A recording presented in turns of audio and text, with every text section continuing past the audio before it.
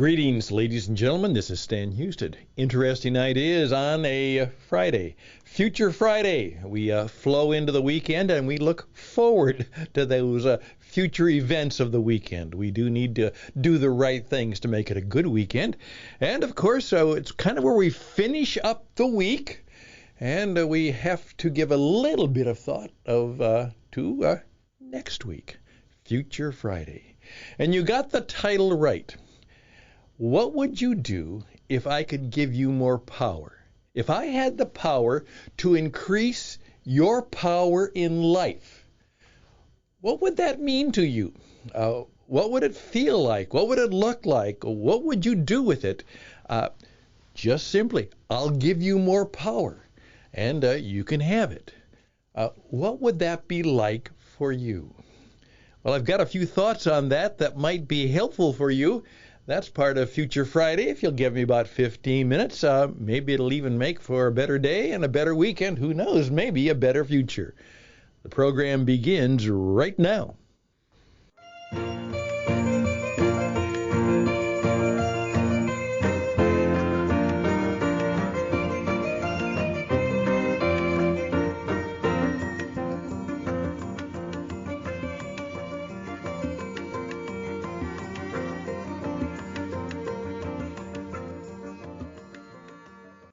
Okay, here we go. Now, I like to keep us up to date. Sometimes you can learn more here by accident than most places by design. And as I often say, if it's truly important in life, it's probably not in the news. Right now, most of the things that you hear in the news are not really important. And you can just let that sit on your head for a while and perhaps figure out why that is true. However, what I did discover is something that I had predicted would happen. We all know that the phenomenon of cutting the cable, or of cutting the cord, which is cutting off cable TV, is an accelerating thing. And now, as per my prediction, it has now been supposedly justified and verified, and I'm always curious to know how they do that, is that streaming is now outpacing cabling. That more people and more minutes are being spent by people doing streaming than they are by being involved in a cable program. And that, of course, is one of the reasons why the cable companies have to keep raising their rates, because they've got to try and get as much money as possible before perhaps they go out of business, which might be rather soon, if that continues. Also, it's very interesting that I've also said that in the future, here I am, 50 years a radio guy, and I really don't listen to the radio that much anymore. If I want music, I get the music I want, and there are thousands of ways of doing that. And for the most part, if I want information, most of the stuff I'd like to learn about is not on the radio anymore.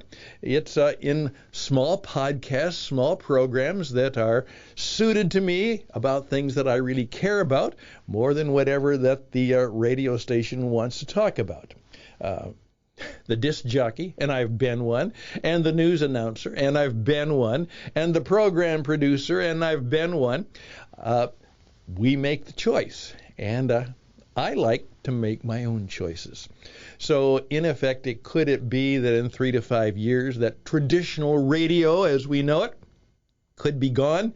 And that's why you need to learn how to be a podcaster, how to use the digital media, and to find your audience and find a way through the digital media to speak to it. I'm just going to let that sit on your head, because those are all things that are happening right now. And let me tell you this. A couple things. I remember it when I came across the book, and I don't know why I came across it, but it changed a lot of my life. It was called Real Power, and it was written by a woman named Janet Hagberg, who turned up to actually live in my hometown of Minneapolis, and had actually lived in the very neighborhood that I was then presently living. And she had become kind of a world-class consultant, and she wrote a book called Real Power. That book illustrated so much of life reality to me. If you want to understand the power game or what's going on in the power plays, if you want to better understand the power politics of organizations and of characters and connivers and crooks and cons and whatever else, knowing how people gain and use power, real power, will be helpful to you. And there's a great lesson in how you might get real power. I also took a class during my graduate days at the University of Minnesota, and I went back and got my graduate degree the right way. After I'd already had about 25 years of life, then I took a graduate degree, and that was because, hey, I could now better understand because I had 25 years of stars and scars in my life, and so I could better understand what was going on, and some of the things that I learned I already knew, but now I knew more about them and sometimes the reasons for them. Smart thing to do. If you're going to go back and get an MBA or a graduate degree, no, wait until you're at least 40 and then go back and get it. And by the way, it'll mean a lot more for you and with you. Just think about that. Don't go get your graduate degree right after college. Bad move. Don't do it. Now, I took a class and it was called Power and Authority. And it was one of the most unusual classes that I've ever had. And I trusted it because the man who was leading it was a guy who I had come to trust profoundly. His name was Dr. George Shapiro, and an incredible guy who actually learned his communication, as he said, first of all, serving in the Korean War, and then working with various business corporations, being a family therapist, and then also the fact that he had then moved into communication, and he also always said with a smile, and the fact that I am a Jew married to a Roman Catholic and we're raising children together teaches me a lot about how to run an organization and do communication. Incredible man. I hope he's still around, but he's obviously advanced if he is. But blessings on his name, Dr. George Shapiro, University of Minnesota. Well, what I'm trying to say is this. Power and authority was oftentimes about how do you get power? Is authority the source of power? Can you have power without authority? Can you have power without power and without authority but have real power? Can you have power by just persuasion? Can you have authority just by having the art of persuasion? Or are most people expressing their power and their authority not because they can persuade, but because they can punish? It was interesting. By the way, if you're trying to get more sophisticated in your leadership, ask someone like me to help you figure out how the power games are played in your company, in your business, and in life, so that you can be better at having. And this is what happened. Janet Hagberg, who wrote the book, when I finally met her, I took my book and asked her, of course, to sign it, and she simply wrote in the words, "More power to you." Wow. More power to you. So here's my question. If I could give more power to you today, and in many ways we feel so powerless. Let me just give you an example from yesterday. Some of you probably saw it. Some guy, a felon, a bad guy, a thug, went up to a man in New York City and just for no reason at all went and slammed the guy right across the head, knocked him cold conk out. The guy is injured badly. He's in the hospital. And the guy just stood there. Eventually, the police arrested him, and the authorities let him go. Because you know the deal of the bail and stuff. And didn't you just feel angry? You were powerless to do anything about that. Here was this terrible thing happening to an innocent person, and the thug is allowed by, quote, the power and authority that be, to just walk free. And when those things happen, you just kind of say, I wish I had power to do something about it. And of course, more and more in our lives, what is happening, and the pandemic made this very, very clear, and the men and women who were in our governing people used their power in such ways that we were totally depowered of a lot of things we wanted to be able to do or thought we should do, or we didn't agree with the people and the authorities that were there. So we felt powerless. And by the way, whenever people feel powerless, watch out. Bad things happen. Bad things happen. Trump was right when he said the present situation could get bad. It could get worse. And what he meant by that is probably something that he understands, because he understands power, because he was in power relationships all of his life, in particularly the construction industry, the transportation industry, the hospitality industry, and then dealing with the politics of New York City. But here we go. Please take time right now, okay? Think about this.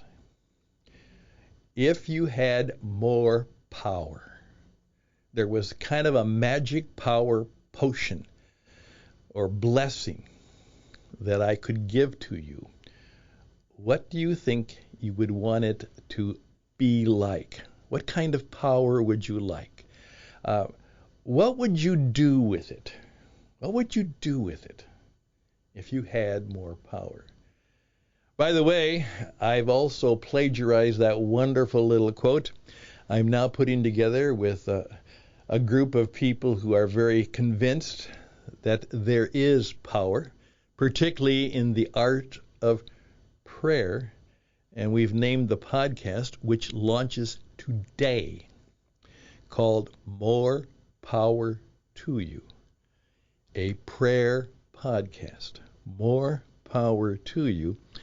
A prayer podcast. I'll tell you more, but we're just going to close it up in a few minutes with a little challenge. I'm Stan Houston. The program is Interesting Ideas. We'll be right back to close it up so you can make the best of your Friday and have a good weekend.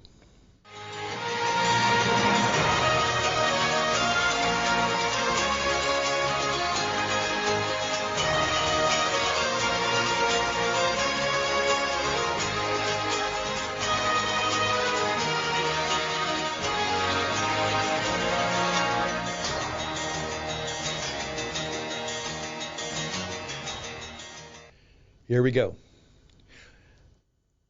I probably can give you more power because each of you can be empowered by yourself or with the help of somebody else.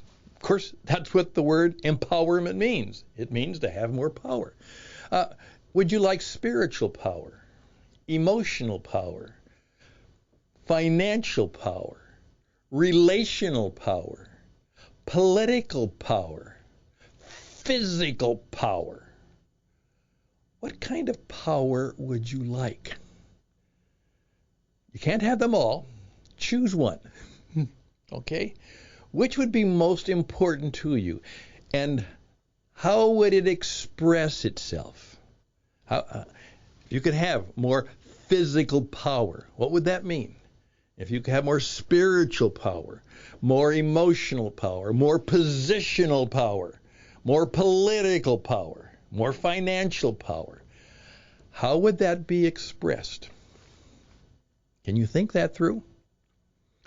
I would challenge you to do that. And then, what would you do with it? I oftentimes had this kind of question for my clients when I was coaching them.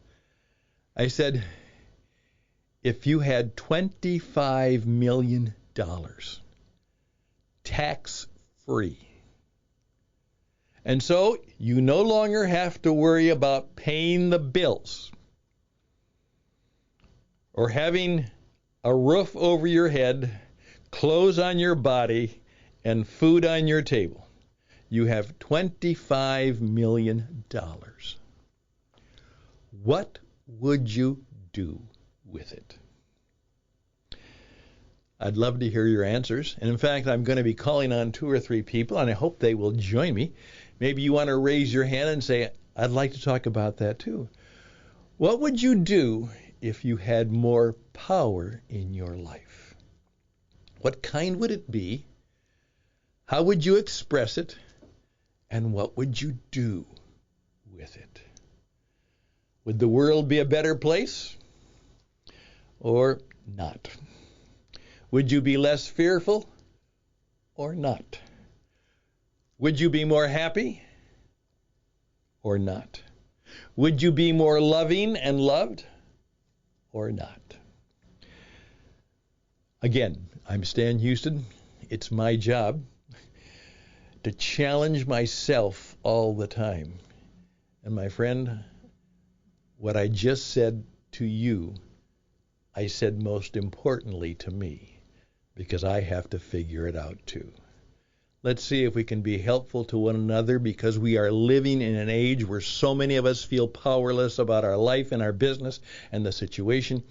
And so if there was a source of power that could empower us, what would it be like? And what would we do?